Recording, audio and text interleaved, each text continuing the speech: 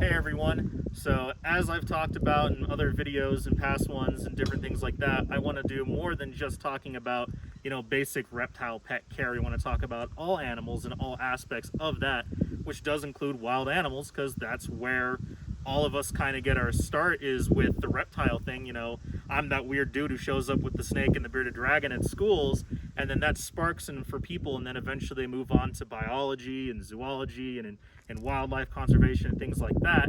So to kind of help broaden those horizons and show people out there that there's more than just to kind of keeping a couple exotics, there's a whole lot more else out there.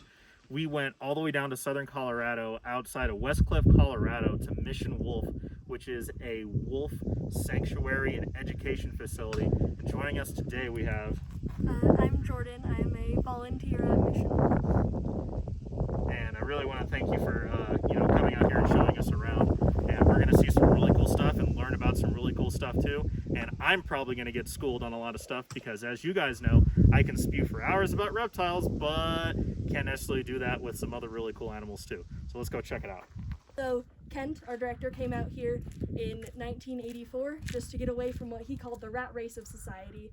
He was sick of living in the city. He didn't like the atmosphere, and he was realizing the toll people were taking on the environment and all of our resources, and wanted to sort of do his part to alleviate that. So he came out here, built a little cabin, was just going to live his life out here as sustainably as he possibly could. And then he noticed that his friend had a wolf in a really small cage, and he was like, I hate that, I can give it a better life. So he got all the permits, took in this one animal, built a little enclosure for it, and that was going to be it. And then more people were like, I also have a wolf or wolf dog I can't take care of, can you take it? And he could not say no. So pretty soon he had 12 animals living in that first little enclosure. And yeah, people would come out here to see this crazy wolf man living in the mountains, and he'd be like, fine, I'll show you around, let you pet a wolf, but first, can you carry this bucket of water for me, or will you help me build this fence?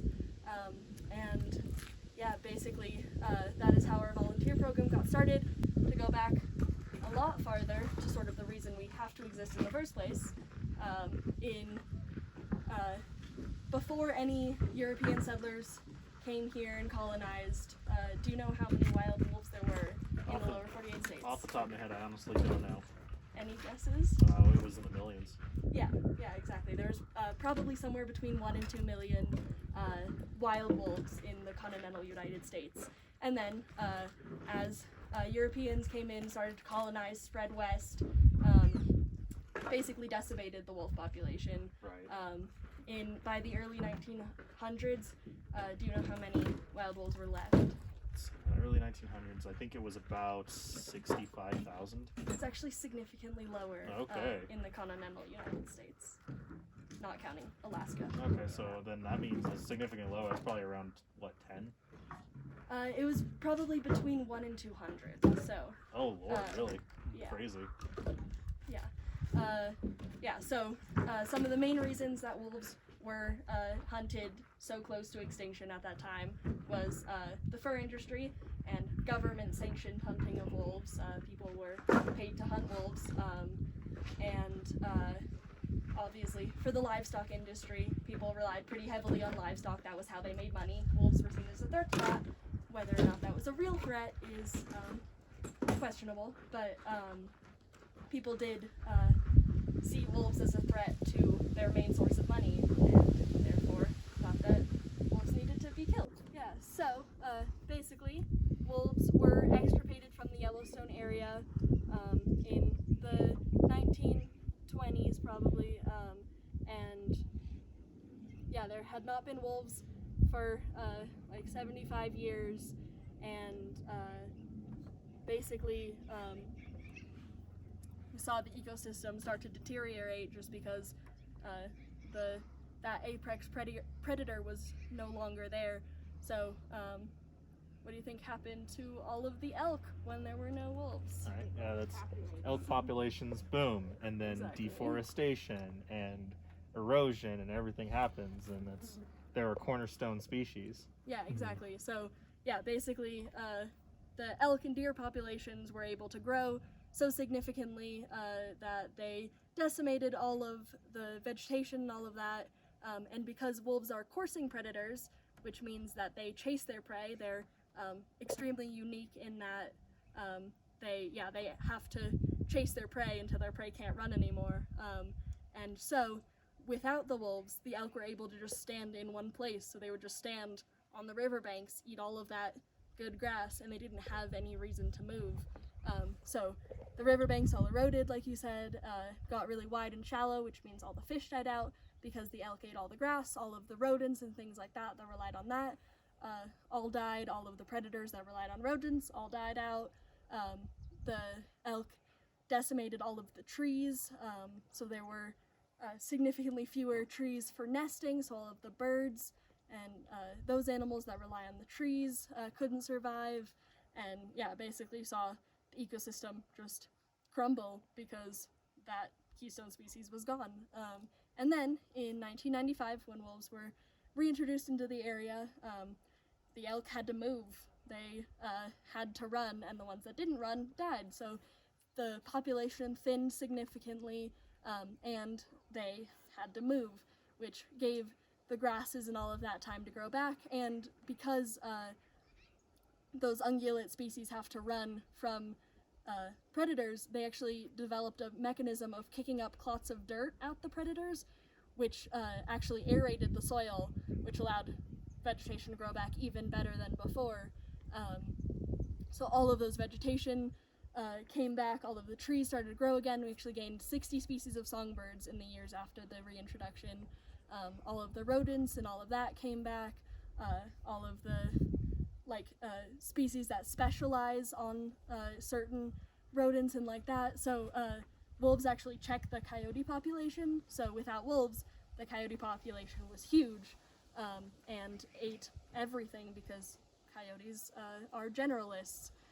And specialists like the lynx, who specialize on snowshoe hares, died out because the coyotes ate all of them. So when the coyote population was thinned out because of the wolves' presence, lynx could actually come back to Yellowstone because there were snowshoe hare again. So many very specific and more general things, changes happened shortly after wolves were reintroduced. And basically changed the entire way that we look at ecology and the structure of an ecosystem. So basically, ecologists always believed that an ecosystem was a pyramid built from the bottom up. So if you've ever heard of like the trophic pyramid or the trophic levels, exactly. all of that. Yeah. Basically you can build an ecosystem if you start with the grass and everything else will follow. But in Yellowstone, basically what they saw was the exact opposite, which is known as a trophic cascade. Basically, if you put in that top predator at the top of the pyramid, everything else will, the effects will cascade down from there, and everything else will follow, bringing in all of the other aspects of the ecosystem. So it completely changed the way we look at how to create an ecosystem and the importance of predators like wolves in an ecosystem, and shows us how so many other places could be affected in the exact same way. For example, if wolves were reintroduced into Colorado, we would see a very similar effect to what we saw in Yellowstone. Right. Because wolves have been absent for so long. Yeah, like the moose and elk populations, and because moose really aren't truly endemic to Rocky Mountain, at least this part of Rocky Mountain, so you would see it again, because like you said, everything changed. Like the landscape of Yellowstone changed. Exactly. Like the river changed in 10 years just because that's how important every species is, but specifically those apex predators that for whatever reason we just can't seem to quite get over our own greed about, because it's at a cost of our livelihood, or we just are still so afraid of something that is technically competing with us for the top dog on that food chain. Which is an interesting point, because so much of that opposition to reintroduction into Colorado is from the ranchers and people who rely on livestock and see wolves as a threat to that, which is actually not true, because on the list of predators to cattle, wolves are, I believe, 18th on the list after coyotes, mountain lions, domestic dogs, Yep. so many other animals, and yeah, wolves only account for 0.2% of cattle deaths. Yep. So Exactly. yeah, Exactly it right. is like an unfounded fear that we have, but it's so strong. It's the same mentality that we've had for 200 years that we just can't Yep. get over, and it's now literally been shown, like, it changes the world for the better, but we still just can't get there. And I don't know what needs to happen for people to quite get that. Yeah. But a place like this, that, like you said, you know, you're not breeding, you're not part of, you know, a reintroduction program, you're purely an educational rescue, which is why I was so interested when I learned about you guys, because like you said before, they have the chance to get away. That's their natural behavior. You're not creating a situation for them to be so anxious. So that way they can, you know, have their better lives, and you can show what true behavior for these really just amazing animals are. Yeah. That's so cool. Yeah. Yeah, there are quite a few captive wolves in places like this, in zoos, and in people's homes. And yeah, the most common thing that'll happen is someone either thinks that a wolf dog will make a good pet, or they get one without actually knowing that it was a wolf dog, and then realize as it starts to hit 2 or 3 years old and starts to mature that it is a wild animal and it doesn't want to be in your house, and your food is its food and you can't have it, and yeah, all of your stuff is theirs, and there's nothing you can really do about it. So people start to realize that they can't actually care for this wild animal without resources like a place like this. So they try to find another home for it, and like Kent said, we have to turn away a wolf dog usually about once or twice a week, just because so many people don't have homes for them, and we're at capacity. Almost every other sanctuary in the country is at capacity, and often like the best option for those people is to euthanize their animal because it won't have a good quality of life. So yeah, it's really hard with how many animals need homes and how few homes there are for them. But yeah, it sort of brings us to our goal here, which of course one is to give as many of these animals a home and give them the best life they can have for the situation they're in, because all of these guys were born into captivity, which means that they can never be wild again, because they have imprinted on humans from the day they were born. So they associate us with food. So if any one of these guys were to get out, or we were to try to set them free, they would go to the first person they saw and ask for food. And in an area like this, we know that almost everyone out here would shoot them on sight. So yeah, because these guys have to spend their life in a cage, we figure give them a big cage, keep them happy, and use them to teach people that wolves shouldn't be in cages, which is the other huge part of why we're here, is to educate as many people as we possibly can that wolves are wild animals, they shouldn't be in cages, they're not pets, but at the same time, they're not something to be afraid of and should be allowed to remain wild without that fear. So, yeah, there are a couple different main reasons that people think that they'll be good pets. Like, one is that they're a piece of the wild, and as we are slowly destroying the wild, people want to grab onto something, or people see them as a spirit animal or something like that. In her case, this guy actually thought that she would make the perfect guard dog. Because like you mentioned, they think that you can kind of control the traits that you get out of a dog. So he thought that a wolf dog was the perfect guard dog because it would be fierce like a wolf and loyal like a dog. And of course, that is not really how genetics works. You can't really make those decisions. So when he brought home this puppy from the exotic animal breeder, he tried to show her off to all his friends as this fierce guard dog, and she rolled on her back and peed on herself whenever anyone would come over, because that's a sign of fear and submission, basically being like, please protect me from these scary people. And he was just really embarrassed by that, so he decided to chain her up in his yard and try to beat the ferocity into her or something. So yeah, he abused her pretty severely, and wolves have basically 3 distinct signs of fear that they'll show. that she would have exhibited and he ignored. So, do you know what the first sign usually is of fear in a wolf? Isn't it tail down, ears down? It's basically a submissive posture in Yeah, general. exactly. They shrink and cower, essentially, correct? Yeah, so sort of that first sign would be like a combination of trying to get away, but because she couldn't, it would be that submissive posturing of like trying to show that like, I'm not a threat, please don't hurt me. And when he ignored that, do you know what the second sign would be? Well, I'm pretty sure it's like the urination and it's rolling over. That's more of the first Okay. sign of like being submissive. The second sign would actually be a vocalization. Okay. So, wolves don't bark to communicate the way dogs do.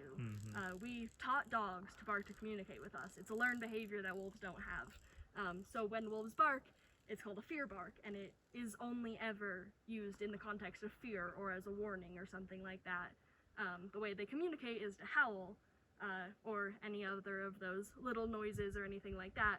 But yeah, a bark is only out of fear. So her second reaction, if she couldn't get away or any of that, would be to bark.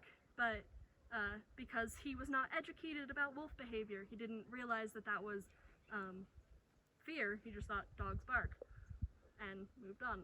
And then do you know what her last resort would be if none of that The same last resort that all wild animals have. Exactly. When you don't give them any other choice, when you corner them, when they can't get away. Yeah. It's what snakes do. It's what all animals do.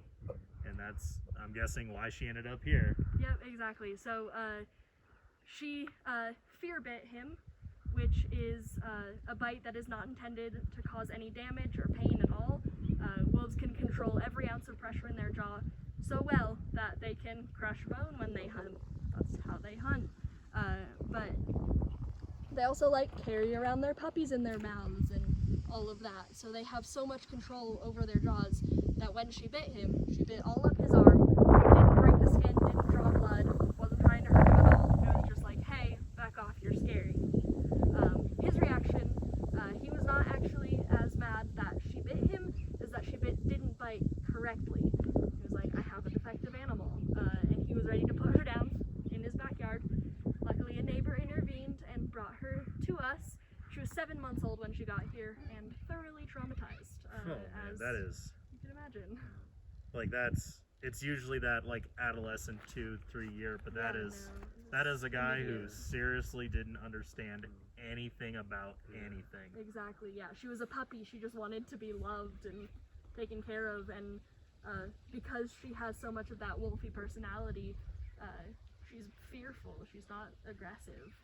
So yeah, she was not what he wanted. And yeah, And that is literally the first thing he thought a wolf was fierce. Wolves are, they're cryptid.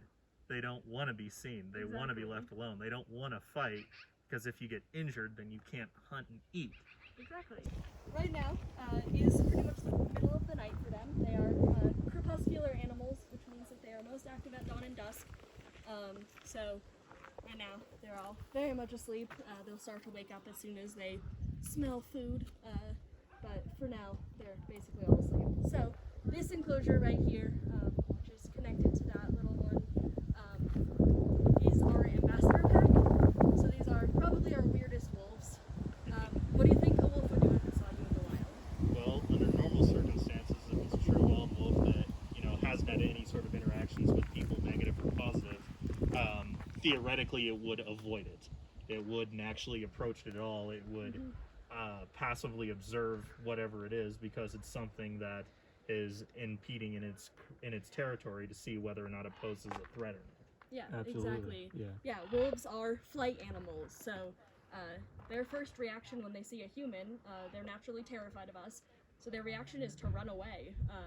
They want nothing to do with us, and yeah, like you said, we're like encroaching on their space, and that's terrifying for them. And a lot of the animals here are the same way. They don't. Some of them will tolerate us from a distance.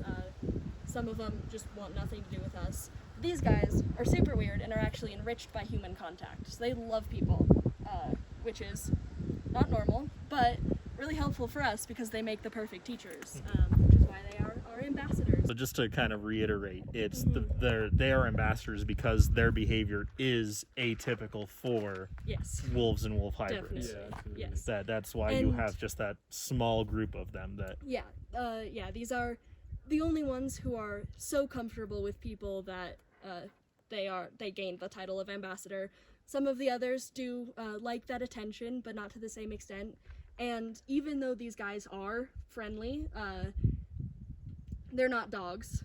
They're still not dogs. And yeah, you'll notice in a situation where you get to interact with these guys that where dogs will let you pet them because that's what we've taught them, is that we like to pet them, and so they enjoy it, and they'll let you just sit there and pet them forever. These guys will not do that. They want that one greeting. It's like shaking hands, and then they're done. If you try to shake hands again, they're like, why? If you try to shake hands 10 times, they're like, you're weird, I'm leaving. Yep. So yeah, they don't have that same instinct to please us that dogs do. So even though they do like our attention, they like to say hi, they're still not dogs. They're still wild animals who will do whatever. Really hope you enjoyed that video. I had such a great time going to that place. It's a beautiful, amazing education center where people are really dedicated to teaching others and the general public about wild animals and about why they should remain wild. And it's really, really cool to see such a great place still functioning today in this age. And they're, so speaking of today's day and age, there's, as you know, the world is kind of messed up right now. And so there's this thing in Colorado that's called Colorado Gives. And it's this kind of thing. It's the second week of December. I'll put the date right here. I'll put a link down in the description.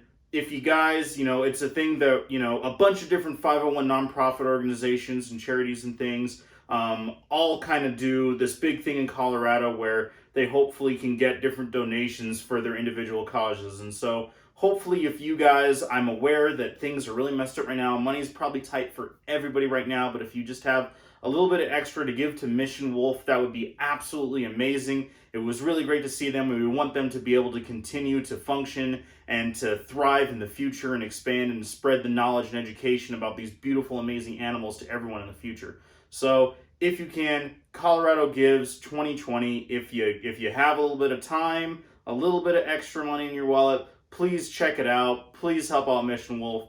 Hope you have a great day. Have a safe, happy holiday season, and we'll check you next time.